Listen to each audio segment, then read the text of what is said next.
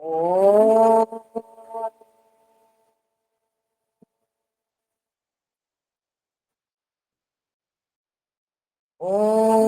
सहना भवतु सहनौ भुनक्तु सह वीर्यं करवावहै तेजस्विनावधीतमस्तु मा विद्विषावहै।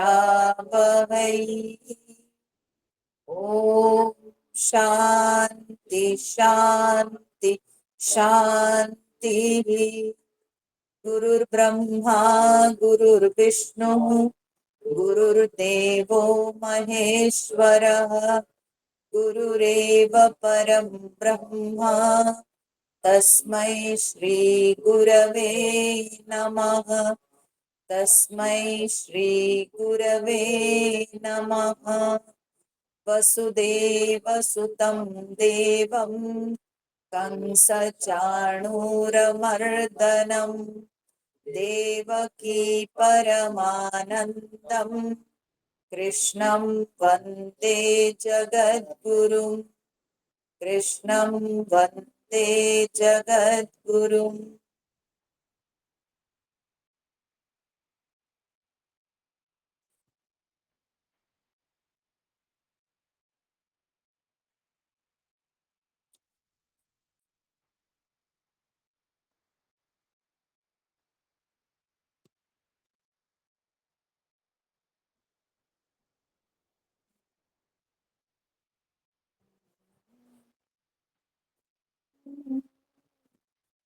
हेलो। 12 नंबर श्लोक, 10वां अध्याय के 12वां नंबर श्लोक से पाठ करेंगे। ओम श्री परमात्मने नमः। अथ दशमोऽध्यायः।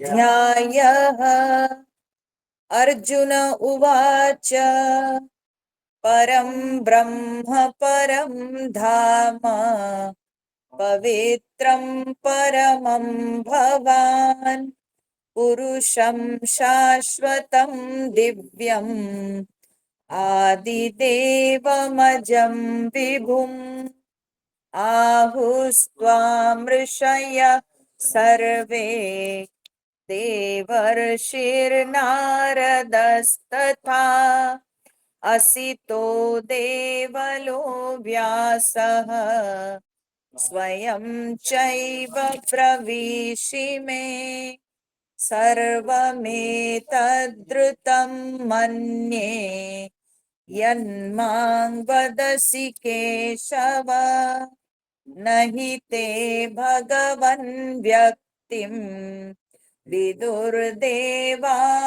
दानवाः स्वयमेवात्मनात्मानं वेत्थत्वं पुरुषोत्तम भूतभावन भूतेश देवदेव जगत्पते वक्तुमर्हस्य शेषेण दिव्या ह्यात्मविभूतयः याभिर्विभूतिभिर्लोकान् इमां स्वं व्याप्य तिष्ठसि कथं विद्यामहं योगिन् त्वां सदा परिचिन्तयन् केषु केषु च भावेषु चिन्त्योऽसि भगवन्मया विस्तरेणात्मनो योगम् विभूतिं च जनार्दन भूयः कथय तृप्तिर्हि शृण्वतो नास्ति मे मृतम्। श्रीभगवानुवाच हन्त ते कथयिष्यामि दिव्या ह्यात्मविभूतयः प्राधान्यतः कुरु श्रेष्ठ नास्त्यन्तो विस्तरस्य मे। तो हम लोग अभी इस विभूति योग में यहाँ तक पहुंचे कि अर्जुन भगवान से निवेदन करते हैं कि प्रभु, आप अपनी विभूतियों को पूरी तरह से हमको सुनाइए, सुनाइए। क्यों? क्योंकि आपके अमृत वचन को सुन करके मुझे तृप्ति नहीं हो रही है, मैं और सुनना चाहता हूं, और अधिक मेरे अंदर जिज्ञासा उत्पन्न हो रही है। तो इसलिए आप हमें संपूर्ण विभूतियों का विस्तार कीजिए। यह बात सुनकर अब भगवान उत्तर देते हैं, हंत। हंत का ये क्या है? हंत जो है एक अव्यय पद है, और हंत का मतलब ये होता है कि एक तरह से जैसे दुख प्रकाश करते हैं। ठीक है, हम लोग कहते हैं ना हाय, है ना, ओहो, हाय, ऐसे ही। तो इस तरह से क्यों भगवान कहते हैं? भगवान कहते हैं हंत ते कथयिष्यामि दिव्या ही आत्म विभूतया। दिव्या आत्म विभूतया, मैं अपनी दिव्य विभूतियों का वर्णन करूंगा, परंतु कैसे?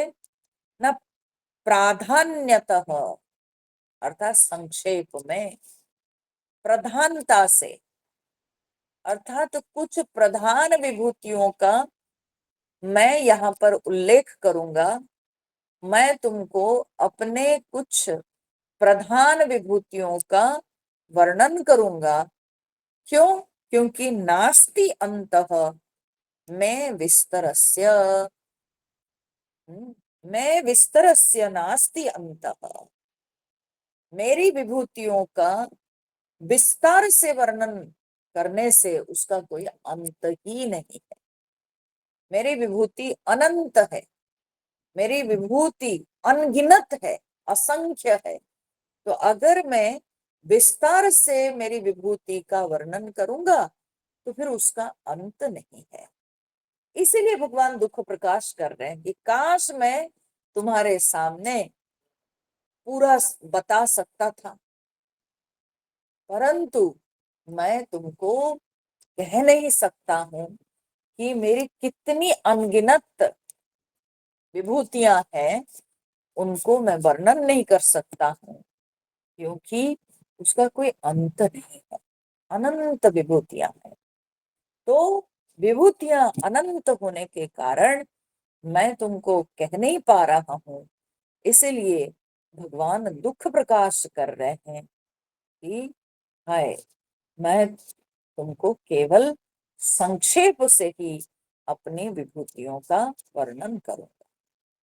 अच्छा, भगवान यहाँ पर कहते हैं कि दिव्या की आत्म विभूतया, मेरी जो विभूतियां हैं वो दिव्य, दिव्य विभूतियों का मैं वर्णन करूंगा। ये दिव्य शब्द का यहाँ पर तात्पर्य क्या है? जबकि आगे जब हम पढ़ेंगे तो हम देखेंगे बहुत सारे हमारे जीवन के साथ जुड़े हुए कॉमन थिंग्स है, उसमें भी भगवान कई एक के नाम लेते हैं और लेके कहते हैं कि ये मेरी विभूति है। और यहाँ पर भगवान कह रहे हैं कि दिव्य विभूति। क्यों कहते हैं दिव्य विभूति? उसका तात्पर्य है कि क्या है विभूति? अब तक हम लोगों ने समझा विभूति का अर्थ होता है जो किसी भी वस्तु में कोई विशेषता, ठीक है, कोई विशेषता, ठीक है, या कहिए कि एक समुदाय में, वस्तुओं के एक समुदाय में, कोई एक वस्तु में अगर कुछ विलक्षण है, कोई विलक्षण प्रभाव है, या कोई उसका विशेष महत्व दिखता है, उसकी वो जो विशेष महत्व या उसके अंदर जो विलक्षण शक्ति दिख रही है, जो एक भिन्न भाव जो दिखता है, तो उस निर्दिष्ट समुदाय में वह एक वस्तु जिसमें विशेषता नजर आती है, तो उसकी वो विशेषता को भगवान कहते हैं ये मेरी विभूति है, यह मेरी विभूति। ठीक है, तो कहने का तात्पर्य है यह जो विशेष भाव है, ये जो विलक्षण भाव है, तो ये भगवान यहाँ पर सूचित करना चाहते हैं कि वो उस वस्तु की नहीं है, उस वस्तु का नहीं है वो विलक्षण भाव, बल्कि वो भगवान की ही शक्ति है, वो भगवान की विभूति है। किसी में भी आप एक क्लास में बच्चों को पढ़ा रहे हैं, अगर कोई एक स्टूडेंट में कुछ एक्स्ट्राऑर्डिनरी इंटेलिजेंस दिखाई पड़ता, तो that intelligence doesn't belong to that body, rather that intelligence is actually God's Vibhuti, God's glory। तो इसलिए वो भगवान की ग्लोरी है, वो भगवान की विभूति है। तो ये जो विलक्षणता, ये क्या हुई ना, दिव्यता। इसको ह्यूमन इंटेलेक्ट सोच नहीं सकता है कि कहां से ये हुआ, कैसे हुआ। हाँ? ये कहना बड़ा कठिन है। किसी के अंदर कुछ जो है सृजन शक्ति दिखती है, क्रिएटिविटी। सो क्रिएटिविटी क्या चीज है, उसको कभी मनुष्य की बुद्धि समझ नहीं सकती है, कहां से क्रिएटिविटी आती है, ये समझना बड़ा कठिन है। हम सब लोग मिट्टी देखते हैं, परंतु जिसके अंदर क्रिएटिविटी है, स्वतः वो उस मिट्टी के लेथ को लेकर के वो हांडी बना देगा, वो कोई कटोरा बना देगा, वो एक मूर्ति बना देगा, एक मनुष्य बना देगा। हाँ? तो ये विलक्षण शक्ति, तो हम सोचेंगे कि अरे मिट्टी ही तो है, उसको दबाओ बन जाएगा, बना के दिखाओ, नहीं बनता। जिसके अंदर वैसी कला, वैसी सृजन शक्ति नहीं होगी, वो कभी बना ही नहीं सकता। हम सब लोग बोलते हैं, बचपन से हम लोग बोल रहे हैं, कितने शब्द हम लोग जानते हैं, शब्दों का ज्ञान तो है, परंतु कितने लोग उन शब्दों से एक बना सकता है। क्यों भाई, शब्द तो मालूम है, तो एक कविता बना के दिखाओ, नहीं होता। क्यों नहीं होता है? क्योंकि वो जो है एक विलक्षण सृजन शक्ति जो कि भगवान कुछ लोगों में दिए हैं, और उस सृजन शक्ति के द्वारा ही वह व्यक्ति को, जिसके अंदर ये सृजन शक्ति है, उस व्यक्ति को शब्दों का, जैसे कि एक शब्द रूपी मोतियों से पिरोए हुए माला के समान उसको पंक्तियां दिखाई पड़ती है। तब वो उससे एक कविता का निर्माण करता है, वो उससे एक सुंदर वाक्य बना सकता है, जो कि सब नहीं कर सकते। तो ये जो विलक्षण शक्ति है, यह जो विलक्षण भाव है, ये जो भिन्न प्रकार के कुछ लक्षण दिखाई पड़ते हैं, जो कि सामान्य में नहीं पाए जाते हैं, तो उसको भगवान कहते हैं मेरी विभूति है, वो मेरी विभूति है। वो जो विशेष शक्ति है, वो विशेष शक्ति, वो विलक्षण शक्ति, वो भगवान की विभूति। तो उन विभूतियों का यहाँ पर विस्तार करने से पहले भगवान कहते हैं दिव्य ही आत्म विभूतयः। मेरी ये जो विभूतियां हैं ये सब दिव्य है। दिव्य है मतलब क्या है ना, विलक्षण है, अलौकिक है। उसको साधारण बुद्धि सोच नहीं सकती, समझ नहीं सकती कि कहाँ से ऐसी विलक्षणता आती है। कोई कहे कि बढ़िया खिलाएंगे पिलाएंगे अगर बच्चे को, तो उसके अंदर बुद्धि का विकास हो जाएगा। बिल्कुल नहीं। भगवान जिसको बुद्धिमान करके पैदा किए हैं, उसी के अंदर वो विलक्षण शक्ति दिखती है। जिसके अंदर भगवान वो बुद्धि दिए ही नहीं, वो नहीं कर सकता। और जिसके अंदर है वो खाए चाहे ना खाए, उसकी बुद्धि दिख जाएगी। ठीक है, तो इसको कहते हैं विलक्षणता। ये है बिल्कुल भगवान की महिमा। तो इसलिए ये दिव्य है।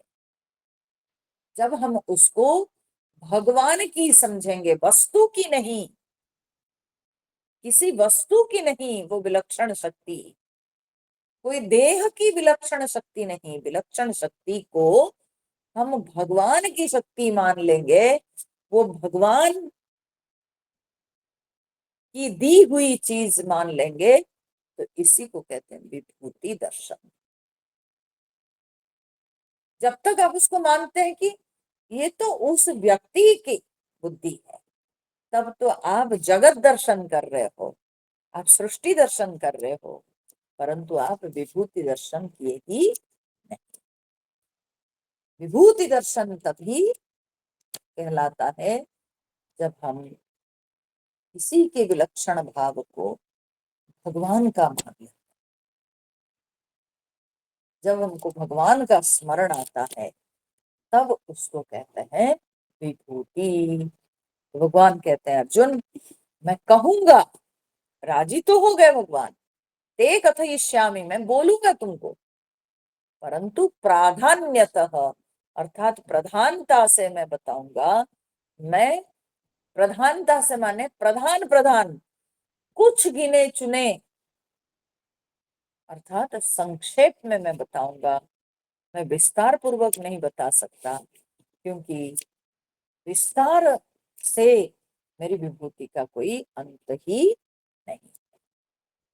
अब ये बताने के बाद भगवान क्या कहते हैं, तो क्या भगवान विभूति शुरू की है? बोले नहीं। नेक्स्ट श्लोक में अपनी विभूति को बताने से पहले एक जो मूल बात, जो मौलिक बात है, उस मौलिक बात को भगवान यहाँ पर कहते हैं कि इस बात को हमेशा याद रखना,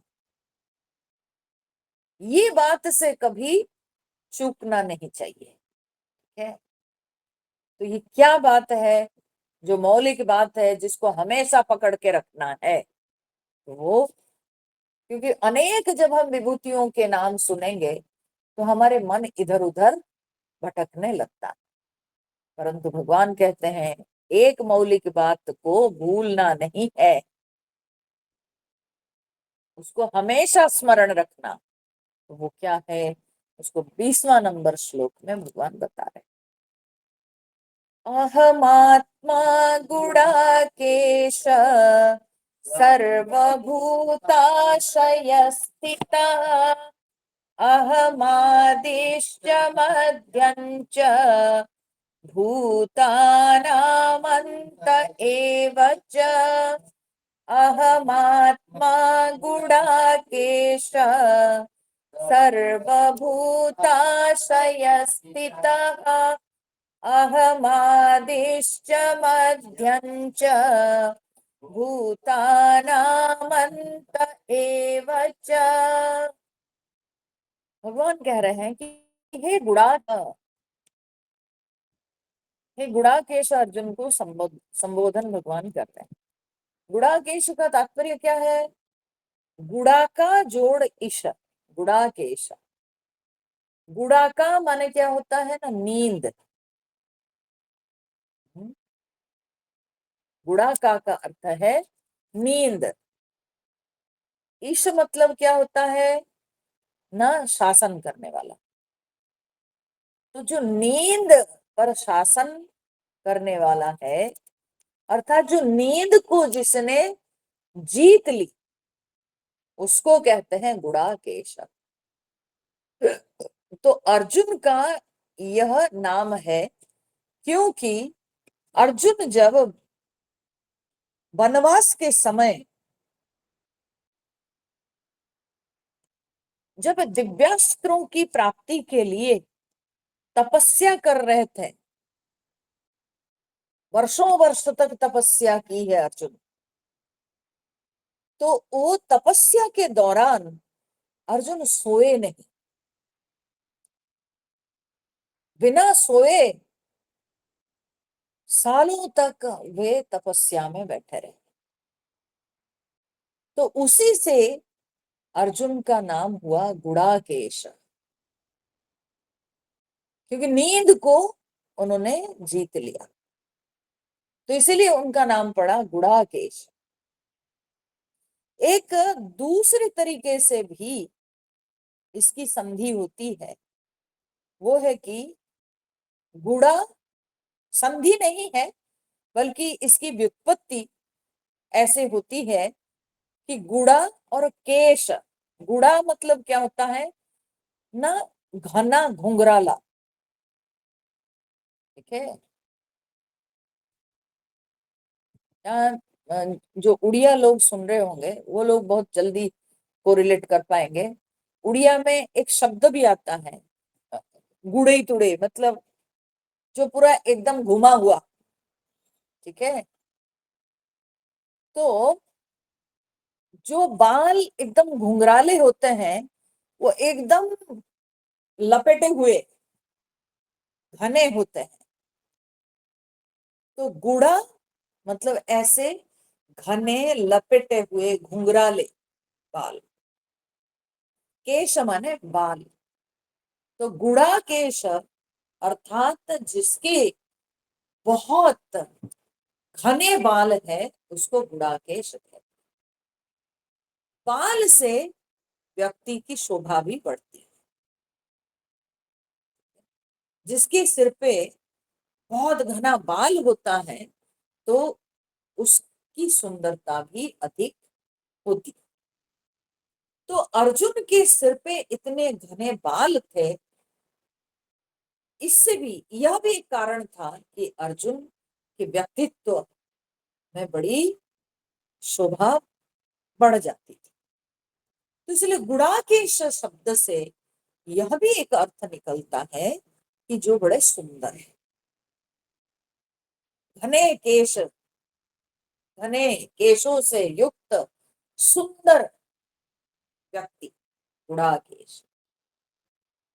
तो अर्जुन इस तरह से बड़े सुंदर थे, परंतु यहाँ पर उनकी यह सुंदरता को लेकर मुझे लगता है भगवान ये गुड़ाकेश नाम से संबोधन नहीं किए होंगे।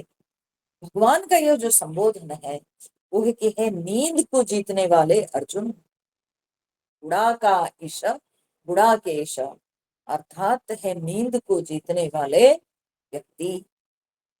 क्यों नींद को? नींद तमस का लक्षण है। तो नींद को जीतना यानी तमोगुण पर विजय लाभ करना। और भगवान यहाँ जो बात कह रहे हैं वो बहुत गूढ़ बात भगवान बोल रहे हैं।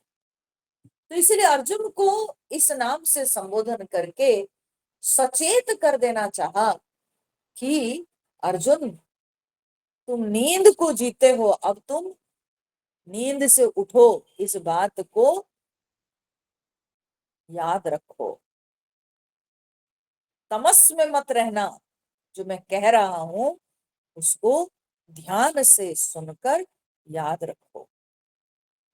कई बार क्या होता है, वक्ता बोलते समय श्रोता सो जाता है, तमोगुण के प्रभाव में आते हैं। तो इस कारण से जो वक्ता बोल रहे हैं वो बोलते आगे बढ़ जाते हैं और श्रोता उस विषय को खो देता है। तो भगवान यहाँ पर अर्जुन को सचेत कर रहे हैं कि अर्जुन जगे रहो और सचेत होकर मैं जो कह रहा हूं इस बात को मन में धारण कर लो। इसलिए भगवान अर्जुन को संबोधन करते हैं गुड़ाकेश। हे गुड़ाकेश, अहम आत्मा सर्वभूताशय स्थित। अहम आत्मा, मैं ही आत्मा हूं, ठीक है, अहम आत्मा, और मैं आत्मा होकर सर्वभूताशय स्थित, सारे भूतों के आशय में स्थित हूं। आशय मतलब क्या होता है? आशय मतलब अधिष्ठान है। तो आशय मतलब होता है कोई एक वस्तु, कोई एक आकार, कोई एक पात्र, ऐसे। तो भगवान कहते हैं सारे प्राणियों के आशय में मैं स्थित हूं, अर्थात सबके अंतःकरण में मैं आत्मा के रूप से विराजमान करता हूं। ठीक है? या सबके हृदय में मैं आत्मा के रूप से स्थित हूं, मैं विराजता हूं। ठीक है? तो मैं सबके अंदर अंतर्यामी के रूप से विराजता हूं। सर्वभूताशय स्थित, सबके अंदर मैं विद्यमान हूं। अहम आदि च मध्यं च भूतानां अंत एव च। मैं आदि हूं, मध्य हूं, भूतानां अंत एव च, और मैं प्राणियों का अंत भी हूं। ठीक है?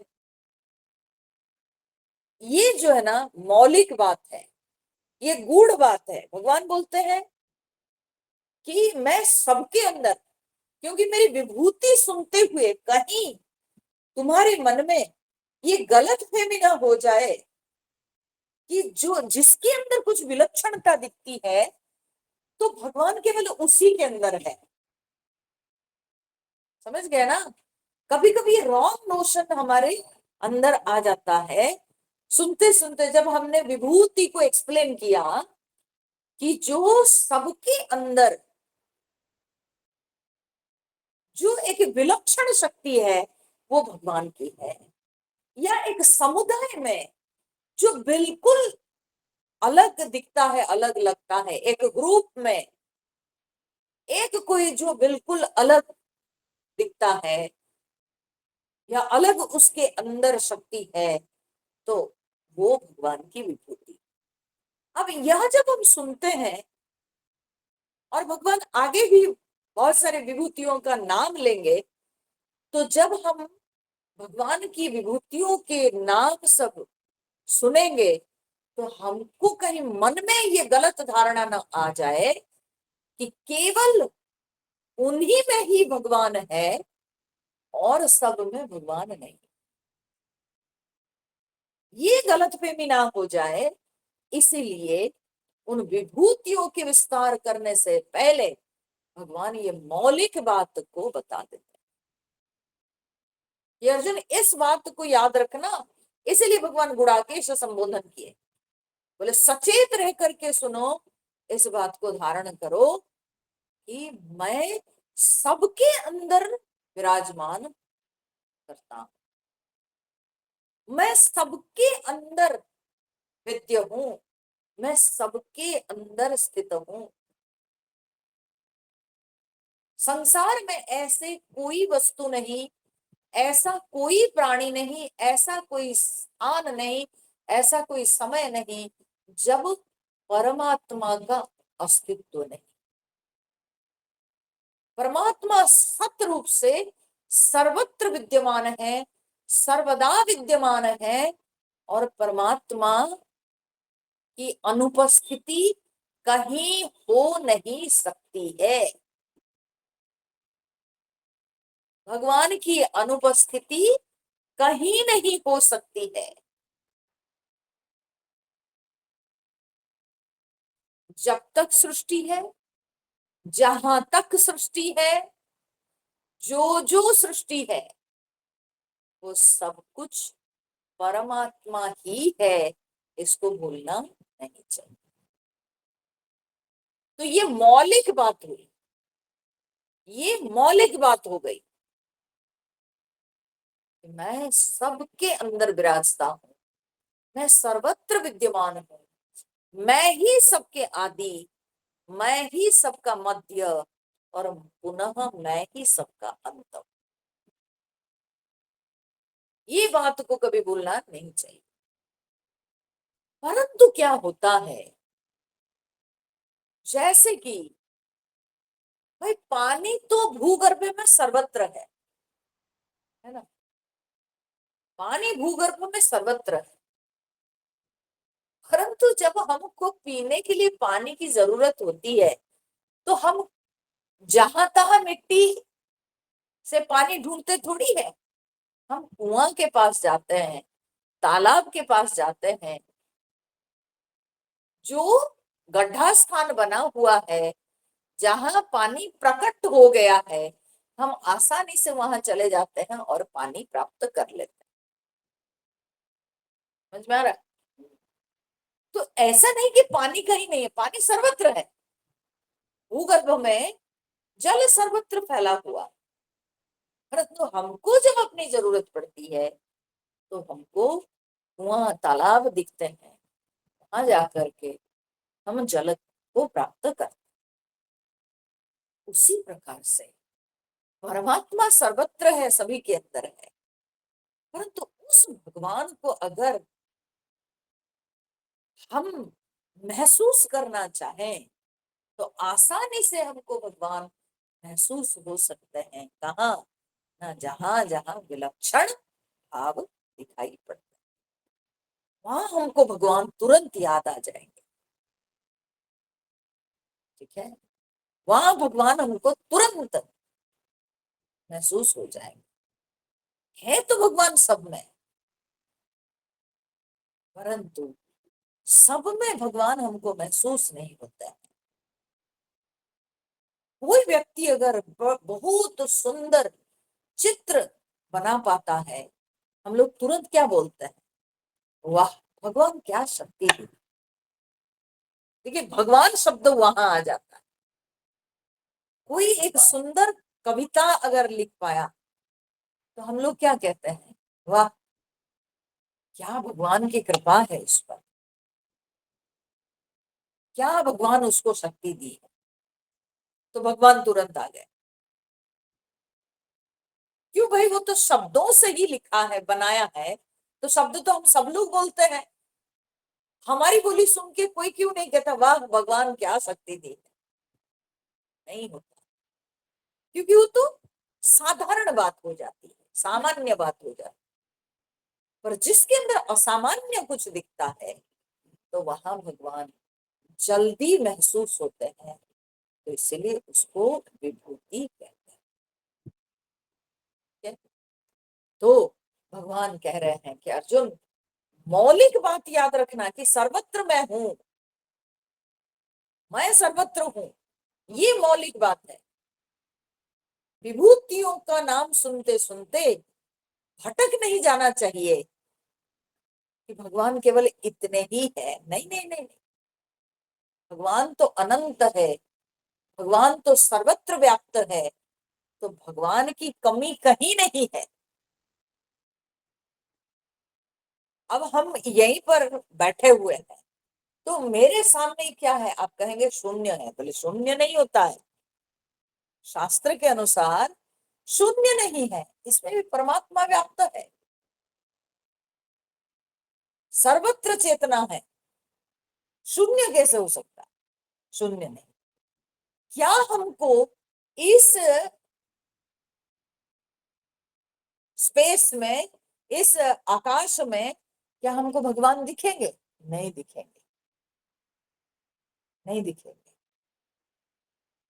ठीक है, परंतु अगर इस स्थान में लाकर एक भगवान की मूर्ति रख दी जाए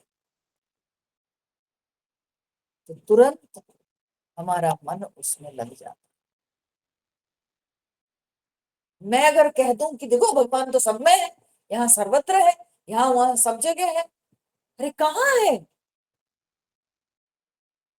नहीं दिखता। परंतु यही स्थान में जहाँ बिल्कुल कुछ नहीं था, तो वहां पर अगर हम एक भगवान मूर्ति की स्थापना कर देते हैं तो कितना भाव आ जाता है।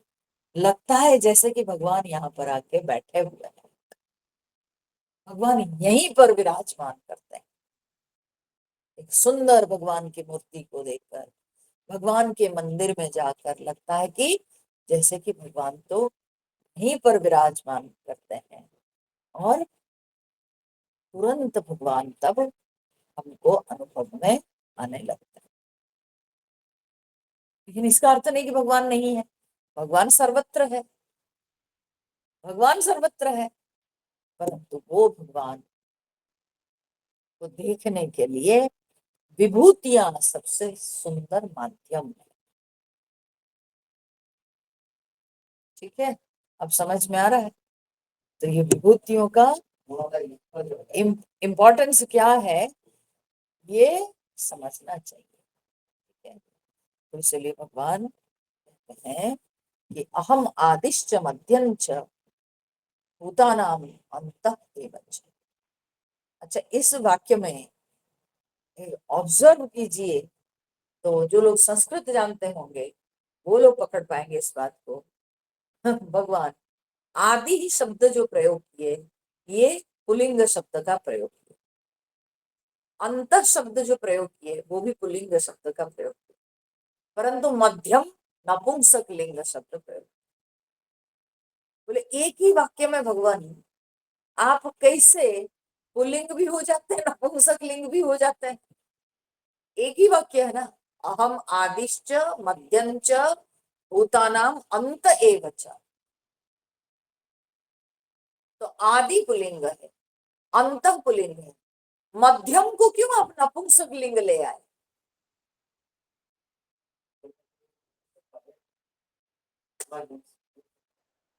में भी रहस्य है। उसका कारण है कि सबके आदि में तो पुरुष है, परमात्मा परम पुरुष है, तो पुल्लिंग है। सबके अंत में भी वही परमात्मा परम पुरुष है, सब लीन हो जाते हैं तो वही परमात्मा परम पुरुष है। ठीक है, लेकिन मध्य में क्या स्थिति होती है? मध्य में सब नाम रूपात्मक जगत दिखते हैं। ठीक है ना, सृष्टि के आदि में एक परमात्मा परम पुरुष सत्य है, वो पुरुष है। सृष्टि के अंत में वो पुरुष है, परंतु सृष्टि के मध्य में क्या है? नाम रूप है, और नाम रूप में क्या है? विभिन्न लिंग है, कोई स्त्री है, कोई पुरुष है ना, कोई निर्जीव है। हाँ, जड़ जड़ जगत में वो तो है, प्रधानता हो, लेकिन लेकिन संसार में तो स्त्री सृष्टि है, पुरुष सृष्टि है ना, जड़ पदार्थ भी है।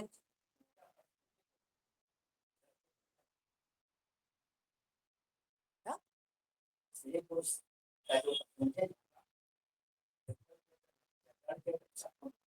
उससे मतलब नहीं है, लेकिन क्या है कि पुरुष स्त्री और सारी वस्तुएं, जड़ पदार्थ, सब कुछ है, it is mixture of all. ठीक है, तो जब ये मिक्सचर ऑफ ऑल है तो तब भगवान इसलिए मध्यम शब्द जो है वो नपुंसक लिंग शब्द का प्रयोग, कि ना मैं पुरुष हूं ना मैं स्त्री हूं, मेरा कोई लिंग नहीं, मैं सब लिंग में हूँ, मैं सब लिंग में दिखाई पड़ता हूँ, और ये सृष्टि के अंदर सब कुछ दिखाई पड़ता है। ठीक है? तो इसलिए भगवान मध्यम शब्द का प्रयोग करते हैं।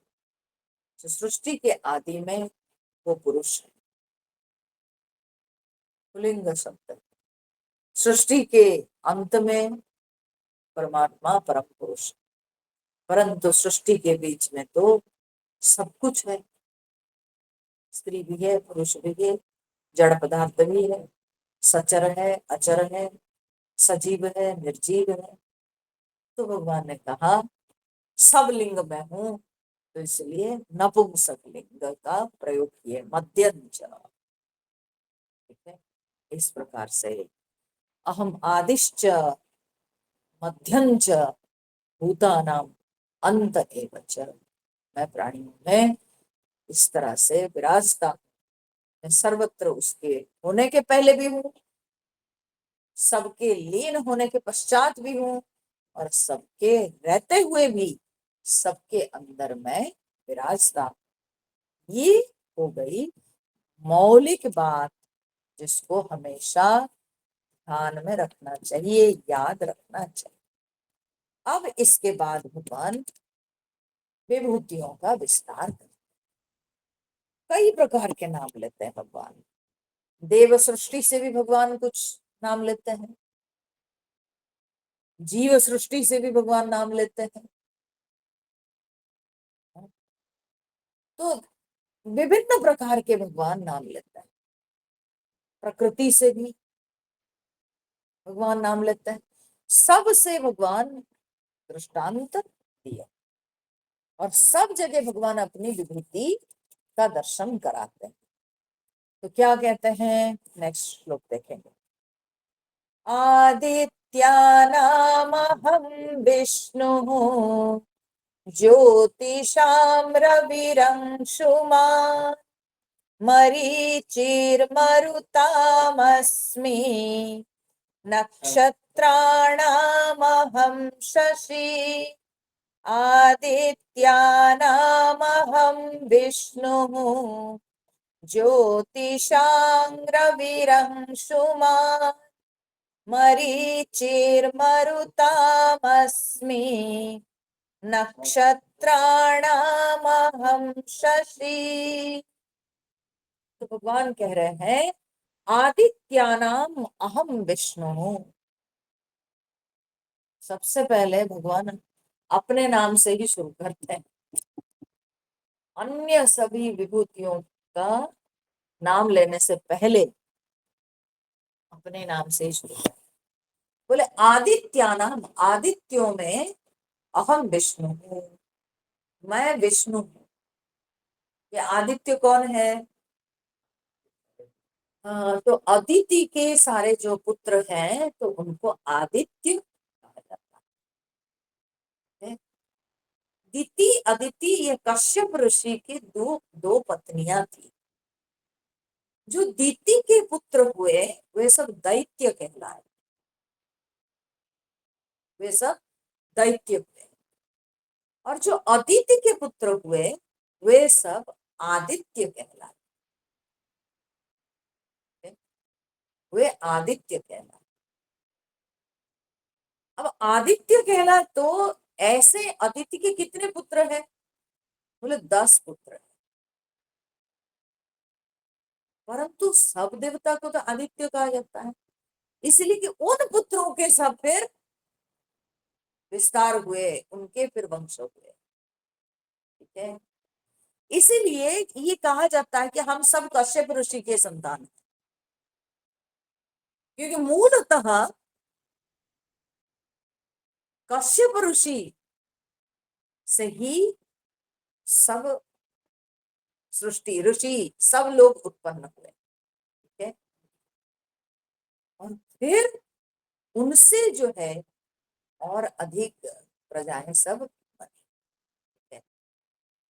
वैसे कश्यप ऋषि की पत्नी अदिति से आदित्य हुए, और 12, सॉरी 10 नहीं, वेरी सॉरी, 12 उनके पुत्र हुए जो कि आदित्य कहलाते हैं।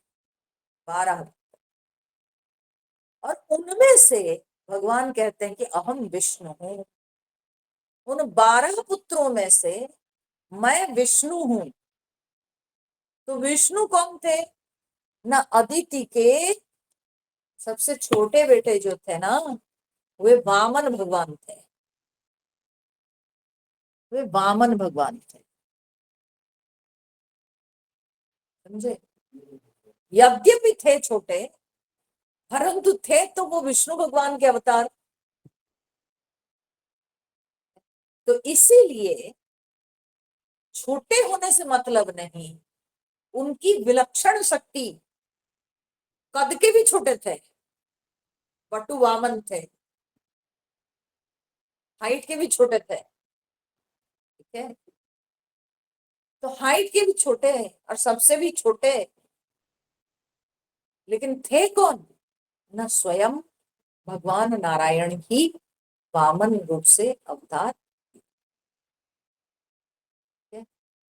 वामन रूप से अवतार लिए। उनकी विलक्षणता क्या थी? ये तो इतने सरल वटु वामन ब्रह्मचारी है, परंतु क्या कमाल कर दिए कि राजा बलि से वो क्या एक छोटा सा दान मांगे। वो क्या दान मांगे? तो 3 पग की भूमि मुझे चाहिए। बलि बोला बस इतना ही? आपको बस इतना ही चाहिए हमसे, 3 पग की भूमि? तो कोई क्या सोचेगा कि अपने जो है पैर से 3 पग नाप कर बस इतने ही जमीन, इतनी जमीन लेके क्या करेगा कोई? बलि तो वही सोचे थे, परंतु भगवान तो पूरी तरह से बलि की सारी संपत्ति ले ली, सब कुछ ले ली बलि। ऐसे अपने आप को विस्तार किए, जैसे हनुमान जी सुरसा जब खाने को निकली थी, हनुमान जी जिस तरह से अपना विस्तार किए थे, है ना? सुंदरकांड में हम लोग रामायण में पढ़ते हैं कि भाई सुरसा अगर 1 कोस मुंह को फैलाई तो हनुमान जी दुगना, 2 कोस हो गए। वो 2 कोस हुई तो भगवान 4 कोस हो गए। तो ऐसे अपने आप को विस्तार किए। तो उसी प्रकार से ये थे तो वटु वामन, छोटे से ब्रह्मचारी वेश में गए, और उसके बाद बलि जब सत्य कर लिए, प्रतिज्ञा कर लिए, उसके बाद भगवान ऐसे महान रूप को धारण किए कि बलि कभी सोचे ही नहीं थे। इतना बड़ा रूप भगवान ले लिए कि उससे उनका विशेष करके उनका चरण ऐसा बढ़ता चला गया, बढ़ता चला गया, बढ़ता चला गया। तो कहते हैं कि वो चरण से भगवान नाप लिए सब कुछ। बलि के पास कुछ रहा ही नहीं। 2 चरण में तो भगवान सब कुछ नाप लिए, तीसरा चरण को रखने की जगह ही नहीं थी और कुछ। भगवान बोले मैं कहाँ रखूंगा, बताओ बताओ, 3 पग हमको चाहिए भूमि, 2 पग में तो सब हो गया, भर गया, अब बताओ तुम। तो बलि बोला कि अभी मेरे पास केवल मेरे सिर ही है, और तो कुछ नहीं। तो इसलिए अपने सिर को समर्पित कर दिए, और उस सिर पे भगवान चरण रख के बलि को सीधा भेज दिए। कहा? ना पाताल लोक में। ये जो 14 लोक है, सबसे नीचे का लोक है पाताल लोक। तो बलि को वहां पर भेज दिए। परंतु ये जो बलि का दान, जो बलि का त्याग, उसने अपने कुटुंबी जनों की बात को नहीं मानी, उसने अपने गुरु शुक्राचार्य की बात को नहीं मानी, सबकी बात को काट कर सब लोग मना कर रहे थे कि ये नहीं लगता है, ये एक साधारण वामन है, मत सत्य करो, शुक्राचार्य बोल रहे थे। यहीं पर बलि को जो शुक्राचार्य जो नीति के उपदेश दिए हैं कि बलि तुम्हारा कुछ धर्म है, तुम्हारे परिवार के प्रति, समाज के प्रति तुम्हारा कुछ धर्म है, तुम उसको भूल जा रहे हो। तो व्यक्ति कैसे अपने धन का सब जगह कैसे वो विनियोग करे, तो इसका भी एक नियम है। शास्त्र हर गृहस्थ के ऊपर वो नियम दिया है। क्या आपको अपने कुटुंब के लिए सोचना है, आपको समाज के लिए सोचना है, आपको अपने लिए भी सोचना है। एक गृहस्थ के ऊपर ये सारे नियम है। तो वो जो उपदेश शुक्राचार्य उस समय बलि को दिए उसको कहते हैं शुक्र नीति, उसको कहते हैं शुक्र नीति। शुक्राचार्य की जो नीति, पर बलि माने नहीं, बोले ना,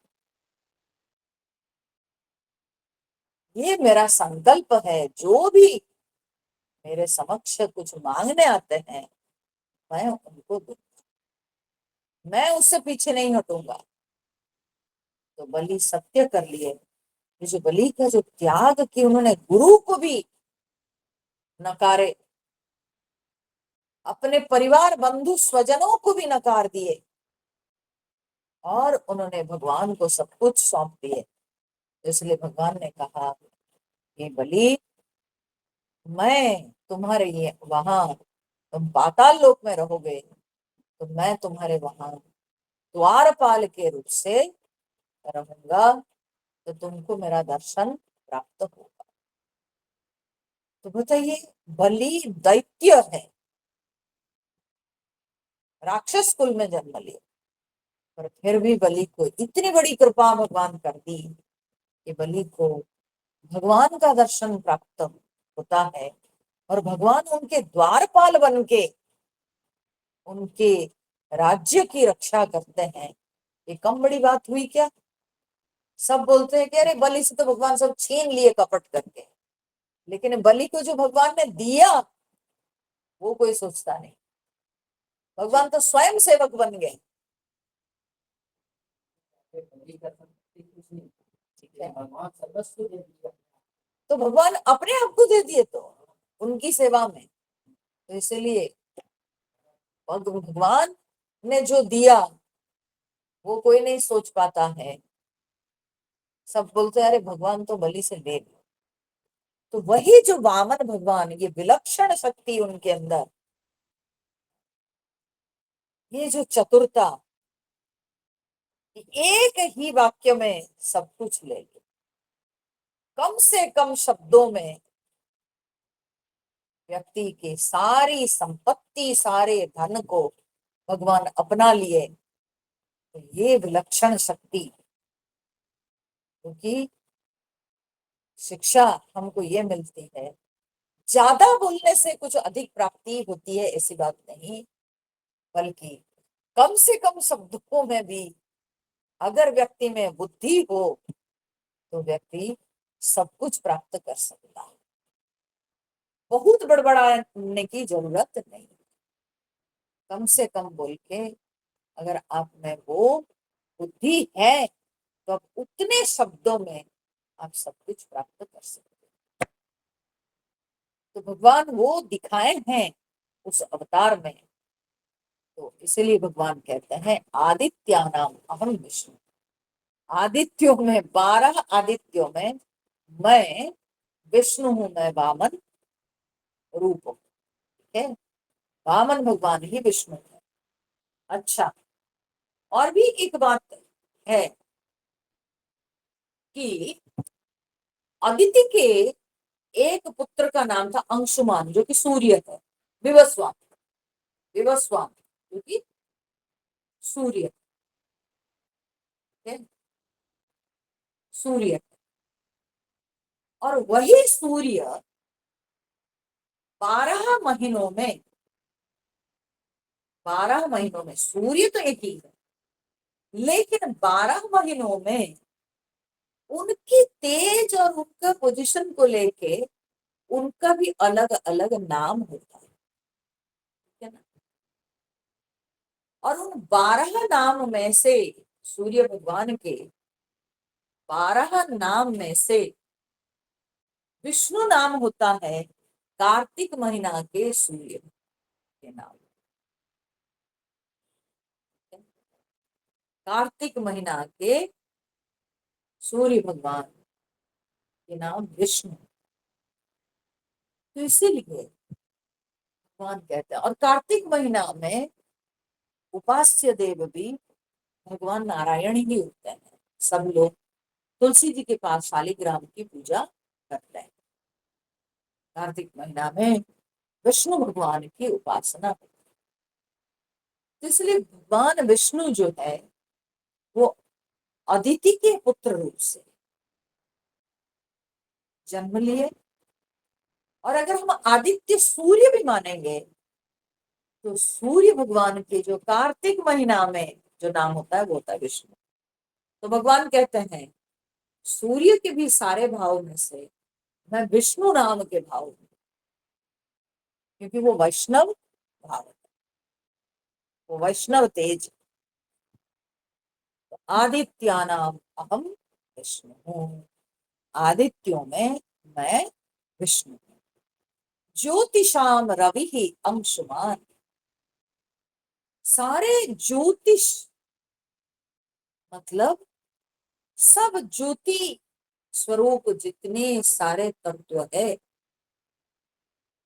प्रकाश से युक्त जितने तत्व है, तो भगवान कहते हैं उसमें मैं अंशुमान रवि हूं। अंशु मतलब क्या है? किरण। सो किरणों से युक्त मैं रवि माने सूर्य। तो ज्योतिषाम रवि की अंशुमान, मैं अंशुमान सूर्य हूं। हम जो सौर्य मंडल में है, एक सौर्य मंडल हमारे लिए, हमारे सौर्य मंडल महत्वपूर्ण है। तो प्रत्येक सौर्य मंडल में एक सूर्य होता है। उस सूर्य की चारों ओर सारे ग्रह घूमते हैं, सारी तारकाएं वही सूर्य के तेज से ही वे सब के सब प्रकाशवान होते हैं। तो इसीलिए भगवान यहाँ पर कहते हैं कि सारे ज्योति रूप तत्वों में मैं सूर्य हूं, ठीक है। और सूर्य जो है वो जीवन शक्ति के आधार है, जीवन शक्ति के आधार है सूर्य। तो इसीलिए भगवान कहते हैं कि मैं सूर्य, ज्योतिषाम रवि ही अंशुमान, सारे ज्योतिषमान तत्व में मैं सूर्य। मरीचि ही मरुताम अस्मि, मरुताम, मरुताम माने मरुद गणों में, मरुद गण में, ठीक है। तो मरुद गण मतलब क्या है? मरुत माने पवन, हवा, ठीक है। तो मरुताम माने हवाओं में। तो कितने हवा है भाई, हवाओं में आप बोल रहे हैं, बोले 49 पवन। पवन के 49 भाव है तो पवन, लेकिन उसके 49 भाव है। हम श्वास लेते हैं फिर छोड़ते हैं, सबका अलग भाव है। लेने वाला श्वास वो अलग है, उसमें ऑक्सीजन जाता है। निकलने वाला जो श्वास है वो शरीर के विकार निकालता है ना। और फिर क्या है, जो तूफान चलता है वो अलग है, जो धीर पवन है वो बिल्कुल भिन्न है। समझ रहे हैं? तो पवन के 49 रूप है, 49 भाव है। तो भगवान क्या कहते हैं, और ये पवन कौन थे? बोले ये दीति के गर्भ से जन्म लिए थे। दीति कश्यप ऋषि की जो दूसरी पत्नी थी दीति। तो दीति जो है उसके गर्भ में ये क्या बोलते हैं, उसने तपस्या की। उसको एक बलवान पुत्र चाहिए था, और कश्यप ऋषि से उसने कुछ उपासना की विधि सीखी। 1 साल तक उसको बड़े कष्ट उठाकर बहुत तपस्या करके वो उपासना करने से तब जाके अंत में उसको एक बलवान पुत्र की प्राप्ति होगी, ऐसे कश्यप ऋषि ने कहा। तो दिति बड़ी निष्ठा के साथ कर रही थी अपनी उपासना, परंतु अदिति के पुत्र थे इंद्र। अदिति कश्यप ऋषि की दूसरी पत्नी अदिति। हाँ सुन लीजिए ना, पहले बीच में रोकने से पहले सुन लीजिए, बीच में टोकने से पहले सुन लीजिए पहले। तो अदिति के पुत्र थे इंद्र, अदिति के ज्येष्ठ पुत्र थे इंद्र। और ये इंद्र जो है ये सारे दैत्यों को खदेड़ के सब पर आधिपत्य प्राप्त किए थे। तो दीप्ति अंदर ही अंदर जलती थी, इसीलिए वो कश्यप ऋषि से मांगी थी कि मेरे को एक बलवान पुत्र चाहिए जो कि इंद्र को मार सकता। सोचिए कश्यप ऋषि की इंद्र अपना बेटा है, दोनों पत्नियां हैं, पर एक पत्नी मांग रही है कि दूसरी पत्नी के बेटा को मारने के लिए मेरे को एक बलवान पुत्र चाहिए। और ऋषि लोग भी कैसे होते हैं आप देखो, कि उनको कोई आसक्ति नहीं, कोई ममता नहीं। तो वो बोले ठीक है, तुम अगर ऐसे ऐसी उपासना करेगी 1 साल तक, निष्ठा के साथ कोई त्रुटि नहीं रखेगी, तो तुमको एक बलवान पुत्र प्राप्त होगा। और वे जानते थे कि दीति बड़ी चंचल है, और दीति सचमुच में जब तपस्या आरंभ की, उपासना करने लगी, इंद्र को ये बात पता चली। तो इंद्र हमेशा इस फिराक में रहते थे कि दीति से कहीं त्रुटि हो जाए। जब दीति से कोई त्रुटि हो जाएगी तब दीति का तेज कम पड़ जाएगा, और उसी समय हम उसके गर्भ को नाश कर देंगे, घुस करके उसके अंदर घुस के हम उसके गर्भ को नष्ट कर देंगे। और वैसे ही हुआ। दीति उपासना करते समय आसन के ऊपर बैठ के सोने लगी, तो नींद आ गई, और शायद वो कुछ जो है, हमें लगता है कि कुछ और भी कुछ त्रुटि की थी, ठीक है, कुछ मंत्र उच्चारण में भी त्रुटि कर रही थी, क्योंकि वो तमस में आ गई थी ना। जब नींद आ जाती है तो हम लोग बड़बड़ाने लगता है ना, क्या उच्चारण होता है ठिकाना नहीं रहता। तो ऐसे ही, और उसी मौके में इंद्र जो है सूक्ष्म रूप से उसके गर्भ में चले गए, और वो गर्भ में जो पिंड था उस पिंड को वज्र से इंद्र क्या किया, काट दिया। सोचे कि गर्भ खत्म हो जाए, तो पहले 7 टुकड़ों में उन्होंने काटा। 7 टुकड़ों में काटने के बाद भी इंद्र देखते हैं कि नहीं, वो सातों के सातों फिर जीवित हो गए। 7 टुकड़े, 7 जीवित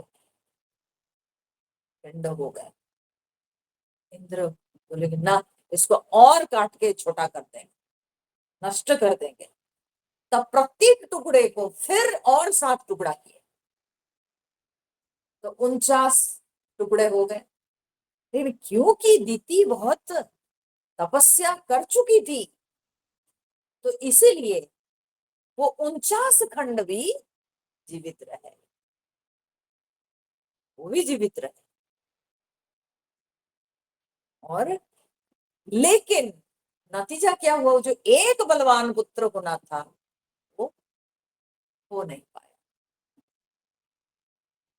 वो हो नहीं पाया। तो वो 49 भाग में बट गए, और उसके बाद वो 49 पुत्र होके जन्म लिए। और फिर दीति आश्चर्य में पड़ी, मैं तो एक पुत्र की कामना की थी, ये 49 कहाँ से आ गए, क्या कारण है। तब दीति जब विचार करने लगी, और उसके बाद वो तो तपस्या की थी, तो उसको समझ में आया कि कोई मेरे गर्भ में जा करके कुछ किया है गड़बड़। और उसको समझ में आया, और तब इंद्र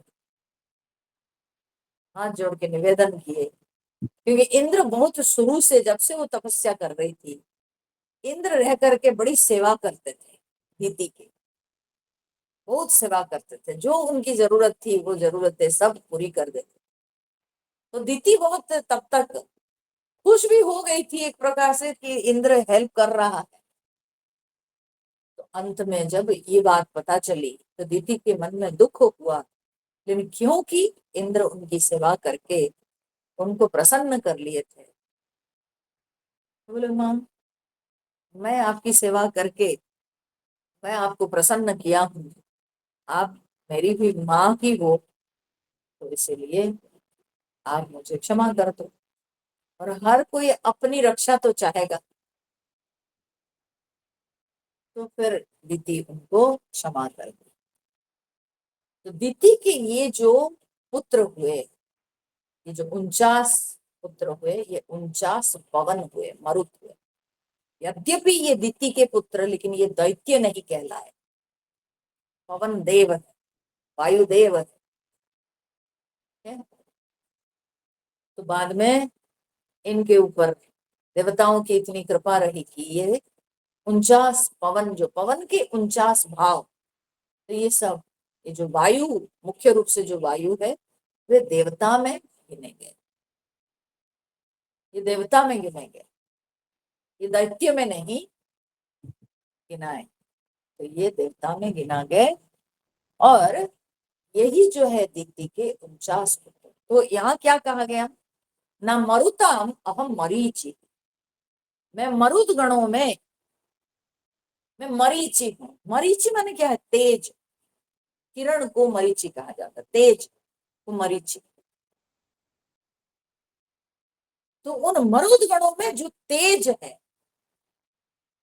जो विलक्षण तेज, जिसके चलते नष्ट ही नहीं हुआ वो पिंड, वो जो विलक्षण तेज, वो विलक्षण शक्ति, जिस कारण वे सब जीवित रहे, तो भगवान कहते हैं वो मैं मरीचि की मरुताम अस्मि। नहीं तो किसी के गर्भ को वज्र जैसे, हाँ, अस्त्र जो है उसका खंडन नहीं कर पाया, गर्भ नष्ट नहीं हुआ, ये तो बड़ी आश्चर्य की बात है ना। तो बोले वो किससे, बोले कि वो तेज, ऐसा तेज था, वो तेज के कारण नहीं नष्ट हुआ।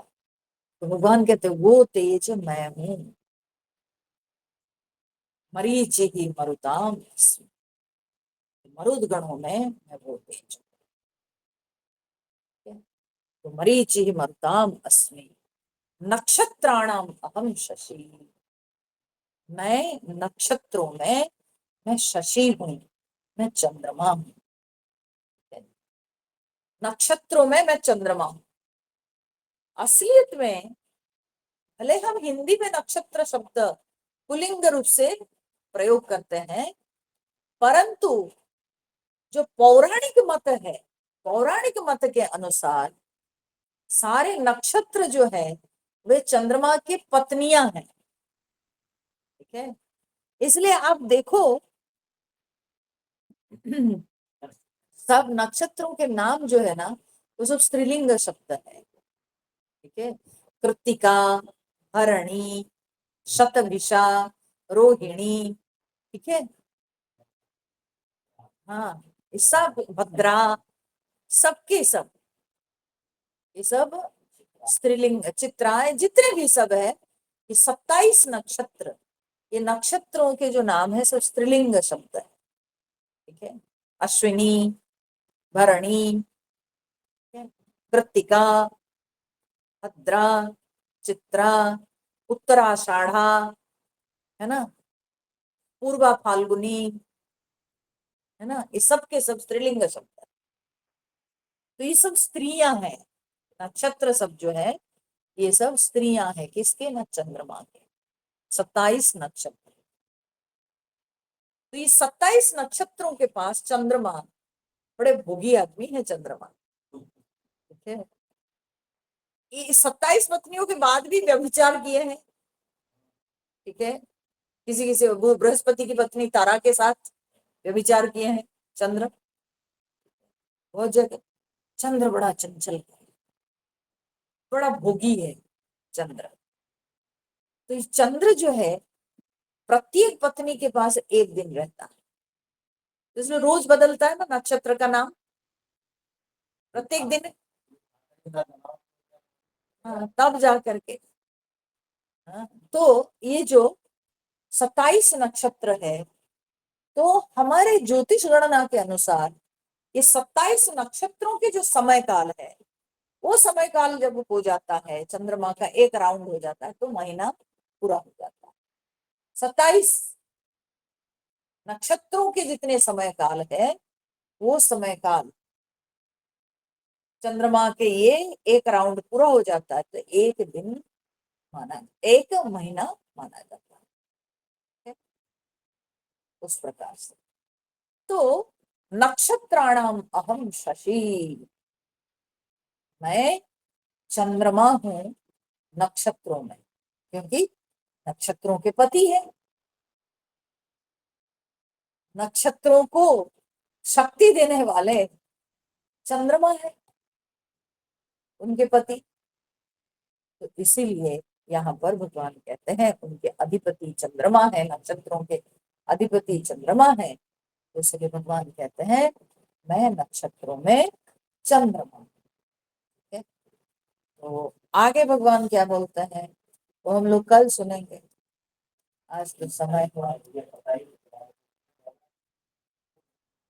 तो अब उसके बाद कल हम लोग देखेंगे भगवान आगे क्या कह रहे हैं। विभूतियां जो है ऐसे तो देखने के लिए इसमें बहुत ज्यादा कोई गूढ़ बात नहीं है, पर बहुत सारे पौराणिक तथ्य आपको इससे प्राप्त हो।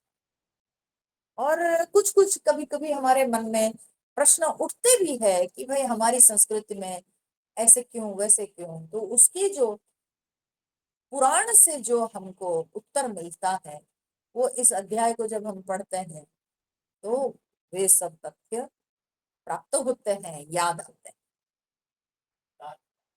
विस्तार होता है इस अध्याय के अध्ययन के साथ, उन पौराणिक तथ्यों का विस्तार होता है। तो इस तरह से इस अध्याय में बड़ा मजा आता है पढ़ने में। चलिए फिर हम लोग कल सुनेंगे आगे के श्लोकों को। आज आज इतना। ओम पूर्णमदः पूर्णमिदं पूर्णात् पूर्णमुदच्यते पूर्णस्य पूर्णमादाय पूर्णमेवावशिष्यते। ओम शांति शांति शांति। हरि ओम श्री गुरुभ्यो नमः। हरि ओम।